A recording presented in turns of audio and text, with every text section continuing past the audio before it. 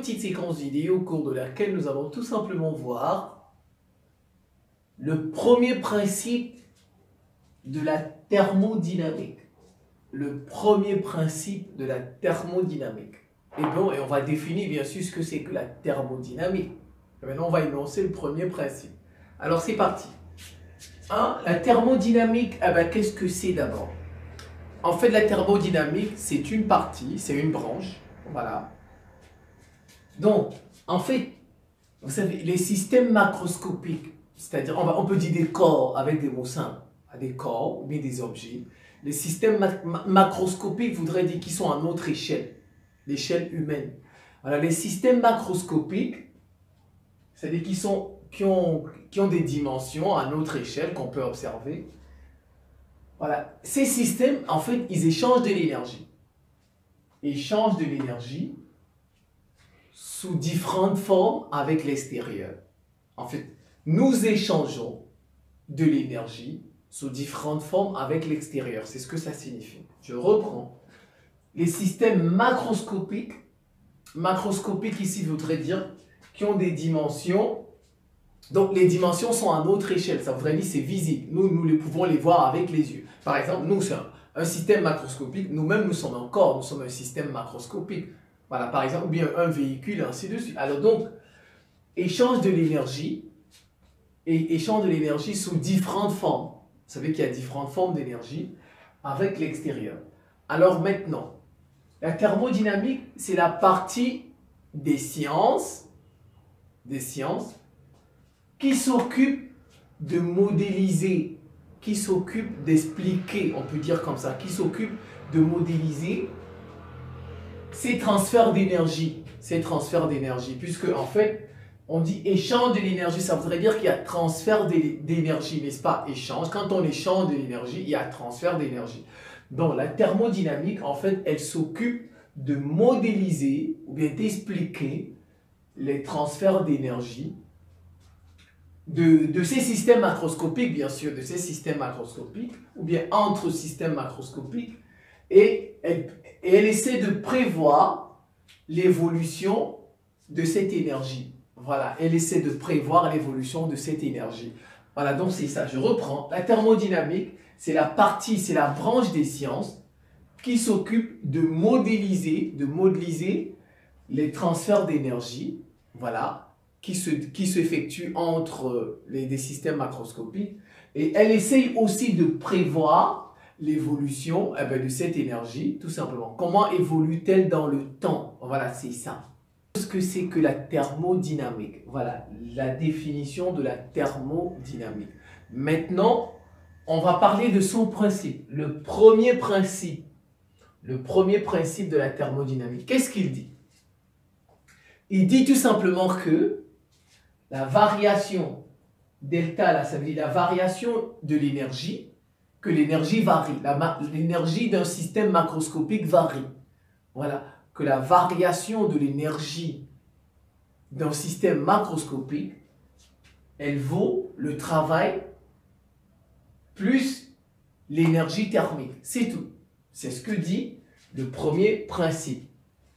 La variation de l'énergie, variation de U, la variation de l'énergie interne, l'énergie interne à un système macroscopique. Donc, la variation de l'énergie interne d'un système macroscopique est tout simplement égale à son travail plus son énergie thermique. La variation, c'est en joules. Le travail, c'est en joules. L'énergie thermique en joules. Alors maintenant, j'explique. Un système, voilà, vous voyez, un système au repos. Un système qui est au repos échange de l'énergie avec l'extérieur. Un système qui est au repos échange de l'énergie avec l'extérieur. Ces énergies, en fait, s'échangent sous deux formes. Ces énergies s'échangent sous deux formes. La première forme, c'est sous forme de travail, W. Sous forme de travail, W. Voilà, travail. Sous forme de travail. Et c'est le travail, en fait, des forces extérieures appliquées au système. Voilà, donc la première forme, c'est quoi? C'est le travail W. C'est le travail en fait des forces extérieures et c'est les forces extérieures qui sont appliquées au système, le système qui est au repos. La deuxième forme en fait, c'est l'énergie thermique Q. Voilà, l'énergie thermique Q. Et cette énergie, elle est transférée entre le système et l'extérieur. Voilà. Et cette énergie thermique, elle est transférée entre le système et l'extérieur.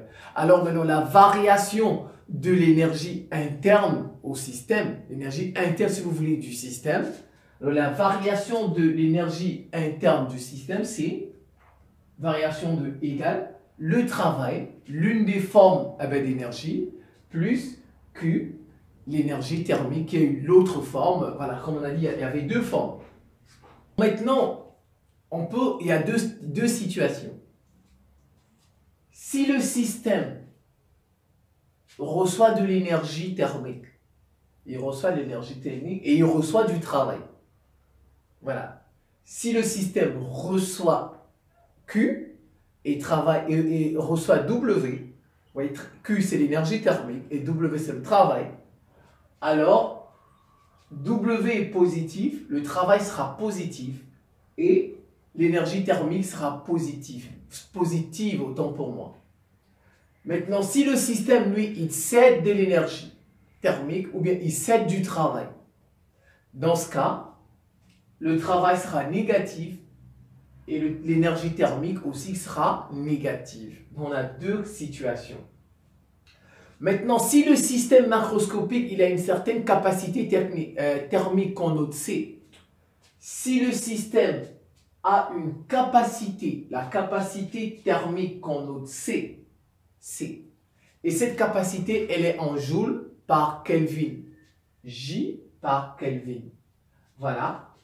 Maintenant, et si ce système échange uniquement de l'énergie thermique avec l'extérieur, alors le premier principe s'écrit autrement. Je reprends.